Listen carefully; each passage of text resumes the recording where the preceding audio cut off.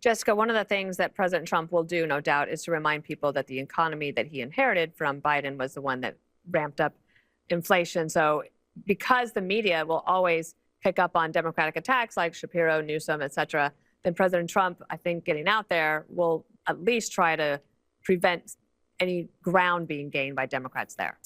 He's going to try to, but the argument that the guy who's been out for a year, that it's all his fault when you've implemented a totally new economic agenda and that it's a failure in basically every corner of it, is not really resonating with people. When Joe Biden's inflation number was over 9%, the entire world's inflation number was up. Donald Trump doesn't have the same issues that Joe Biden did. He doesn't have a supply chain problem. He doesn't have a global health pandemic that was killing millions of people all over the world. He's just setting our economy on fire, and not in the good way, in like the dumpster fire way. And that's a chef's kiss to one of my favorites. Jessica Tarlov here on a Fox News panel just demolished a fellow panelist with one brutal reality check, and she didn't even raise her voice. I'll have to take notes.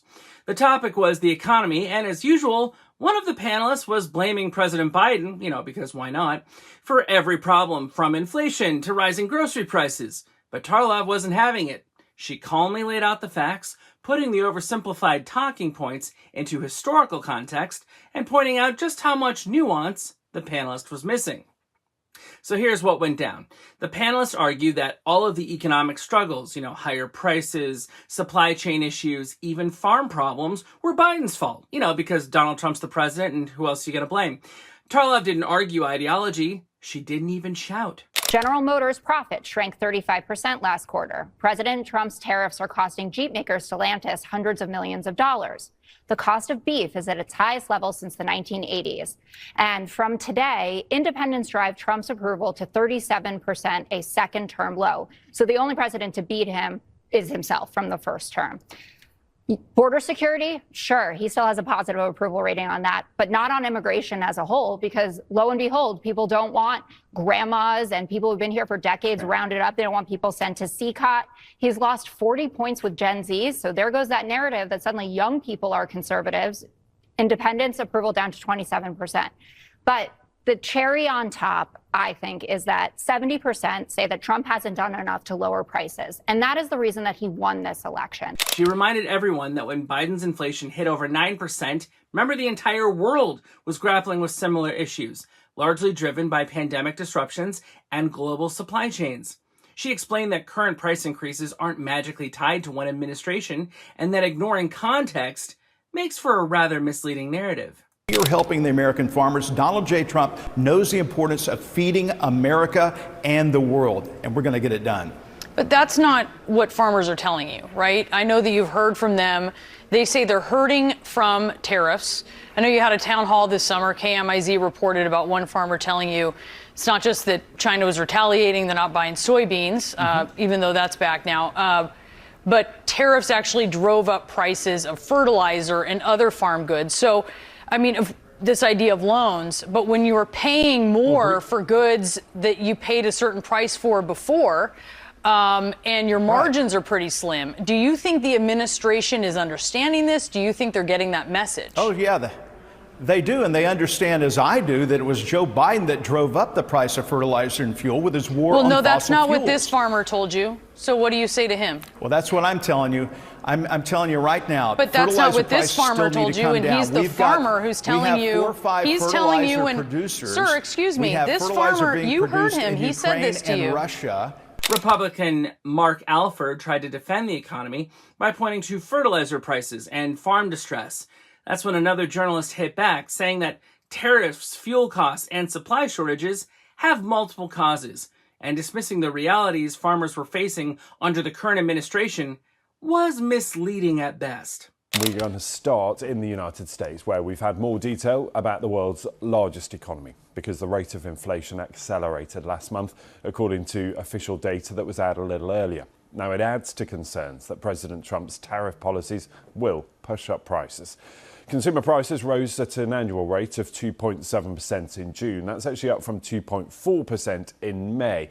Now, if you look at core inflation that strips out anything that's pretty volatile, things like food or energy prices, that was also higher.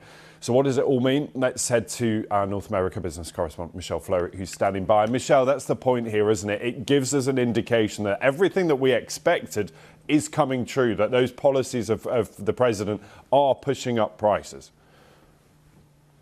Yeah, I mean, I think if you just look at the kind of take a step back and look at the headline picture, it doesn't look that terrible. But the fact is the direction of travel is beginning to show that prices are creeping up. She emphasized that ignoring these nuances isn't just sloppy, it's actively harmful for voters trying to understand the situation. You can't fix the problem, folks, if you don't know what the problem is. It was a textbook example of someone repeating a talking point while reality quietly dismantled it right in front of them.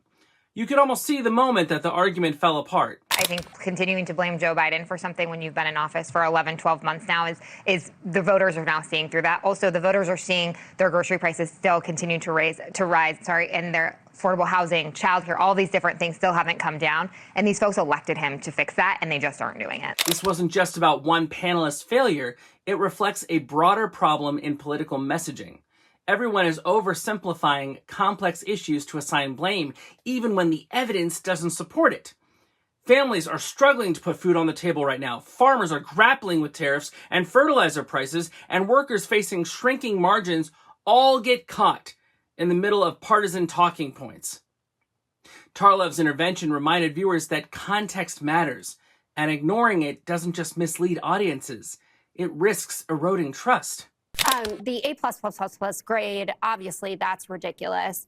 But there are some key indicators that Donald Trump and his administration knows that this is going really badly. First, Susie Wiles having to go out there and say he's going to get back on the campaign trail. That'll really animate the right. Well, guess what? It'll animate the left as well.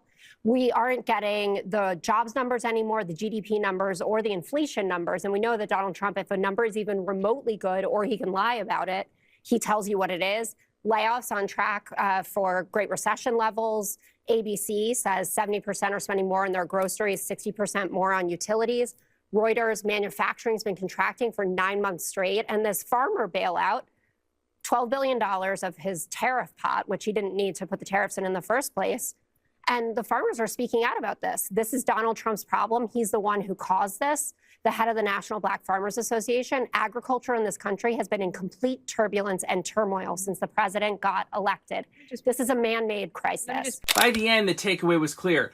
Tarlov calmly but effectively exposed the gap between political narratives and real-world experience.